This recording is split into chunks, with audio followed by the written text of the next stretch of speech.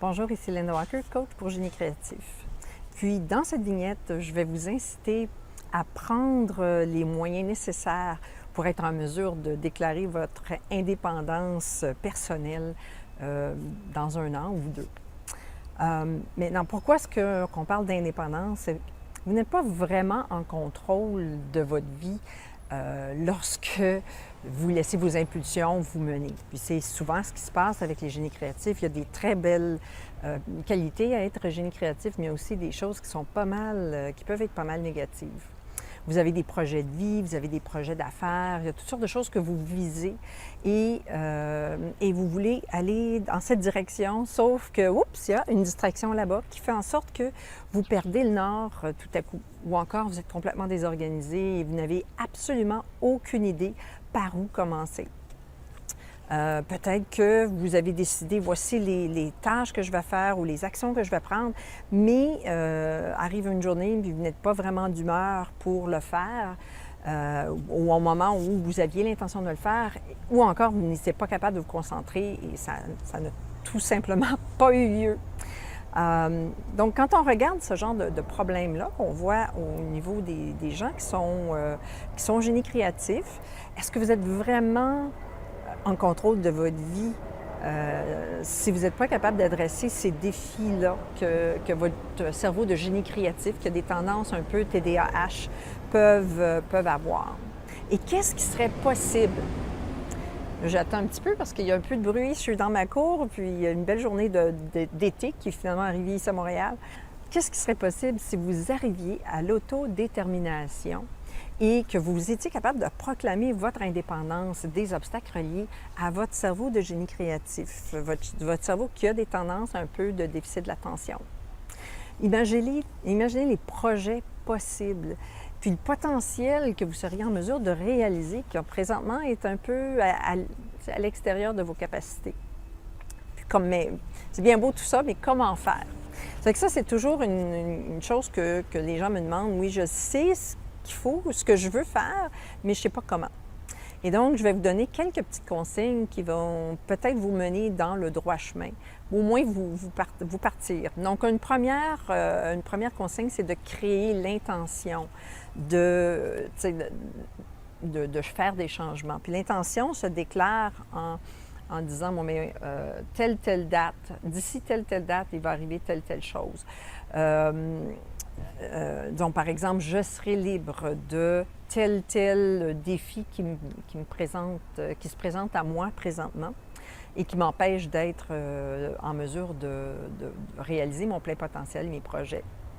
Et ça peut être, vous pourriez choisir une date qui serait comme la journée de votre fête dans un an ou le 1er janvier, ou en tout cas, vous choisissez la date.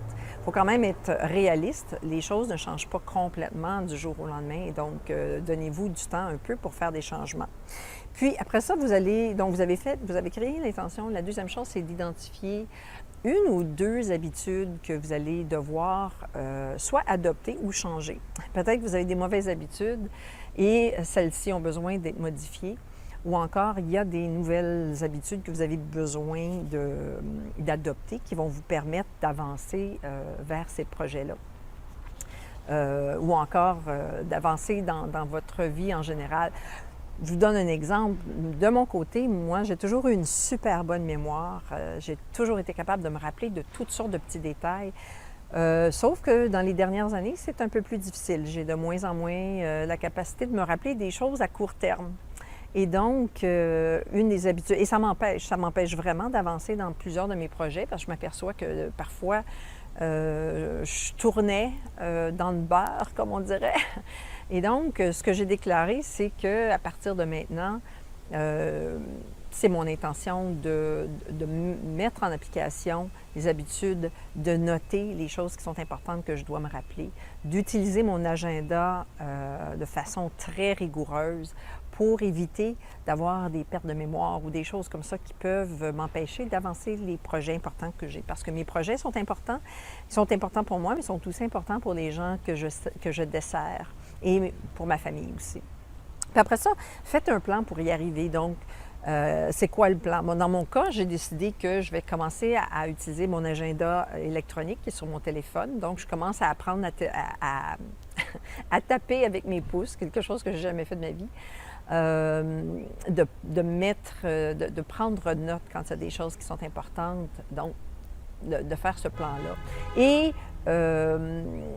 peut-être que vous avez besoin d'aide, peut-être qu'il y a quelqu'un avec qui vous devez vous aligner pour pouvoir faire ça. Peut-être qu'il y a une formation que vous avez besoin d'entreprendre pour pouvoir y arriver. Maintenant, si vous n'avez jamais été capable ou vous croyez que vous êtes complètement incapable de prendre en main, de vous prendre en main et de créer des nouvelles habitudes, moi, je vous invite à vous inscrire à mon programme. J'ai un programme qui est complètement gratuit. Je n'essaie pas de vous vendre quelque chose. C'est un programme que je vous offre de bon cœur. Ça fait quelques années qu'il existe et j'oublie tout le temps d'y penser. Mais avec cette vignette-là, je me suis dit que ce serait une bonne chose à vous offrir. Le programme va vous aider à mettre en place des habitudes. Donc, puis un peu à la fois, comme la façon qu'on a vraiment besoin de mettre en place des nouvelles habitudes. Ça s'appelle Petit pas, grand résultat et vous allez le trouver à solution avec un S, tdahadulte.com.